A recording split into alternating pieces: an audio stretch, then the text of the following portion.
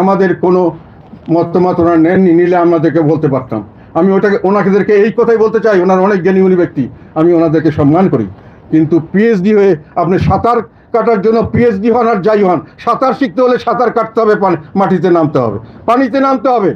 পানিতে নামার পরে আপনি বুঝবেন সাঁতার কাটা কাকে বলে। আর সাঁতার কাটা শিখলে আপনার পিএইচডি হওয়ার দরকার হয় না। কাজে দেশ চালানোর জন্য প্রতিটি দেশের আলাদা সিস্টেম।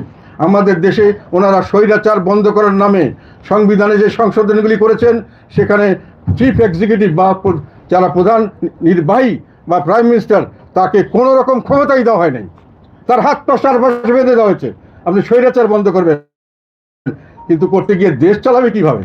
একটা দেশ চালানোর যে মানুষকে যখন আপনি দায়িত্ব দেবেন, তাকে ক্ষমতা দিতে হবে। ক্ষমতা যদি না দেন, সে কোনোদিন দায়িত্ব পালন করতে পারবেন না। কাজে আজকে যারা প্রধানমন্ত্রী হবেন মনে করছেন বা স্বপ্ন দেখছেন, তাদেরকে আমি হুঁশিয়ার করে দিতে চাই।